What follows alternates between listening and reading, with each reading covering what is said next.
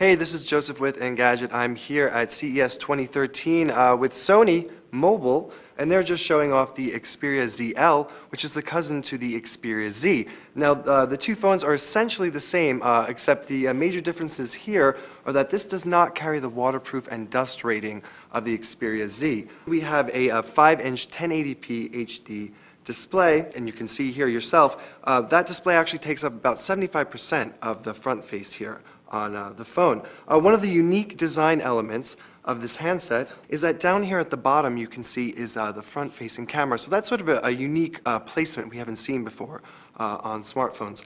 Inside, there is a 1.5 gigahertz Qualcomm Snapdragon S4 Pro processor, which is exactly the same as the Xperia Z. So don't think you're getting gypped if you opt for the Xperia ZL. But it does miss out on that omni-balance design. So here you can see this is the particular white version. It will also come in black. It doesn't have that sort of like all-over symmetry with the black and sort of the reflections. This has a nice contoured back. It's a soft touch plastic. And you can see over here we have a port. This is an MHL micro USB.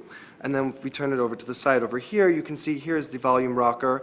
In the middle you have this circular power button that going forward we were told all Sony mobile phones on the Xperia line will be carrying. And then down here is the sort of notable addition to the Xperia ZL is a dedicated camera button that the Xperia Z actually does not feature. And once again, just like on all the latest Xperia phones, if you hold, it will do that sort of very fast launch for the camera. All right, and then around back, you can see up here is the 13 megapixel camera featuring the Exmor RS sensor, which is a bump up from the Exmor R. And this actually provides HDR for 1080p video, which is also something new for phones right now.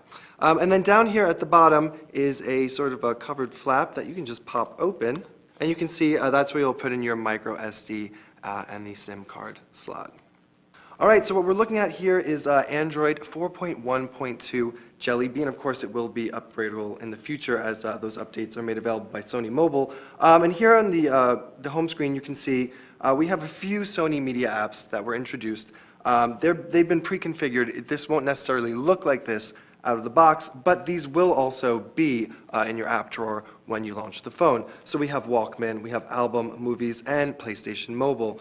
Going inside into the app drawer, you'll see quite a few more like Play Memories online. There's also a remote control app. This does feature the infrared, so you can go ahead with any Sony compatible TV and use this as your remote control. One other major addition to this is the camera software. Sony now features something called Superior Auto, which is on by default, and when you're sort of moving the camera around, it can detect the different situations. So if it's low light, it will automatically alert you to that and swap into that mode. We'll do the same if there's a lot of motion, it'll go into a speed mode. We were moving the phone around, we saw it go into infant mode. Not quite sure what that means. All right, so this phone will be available globally in Q1. So you can expect to see it by the end of March. It is just a little bit heavier than its big brother, the Xperia Z. It's about 9.8 millimeters, and it weighs about 151 grams. But all in all, it's an excellent showing from Sony Mobile. So I'm Joseph with Engadget. Look forward to this. Thanks.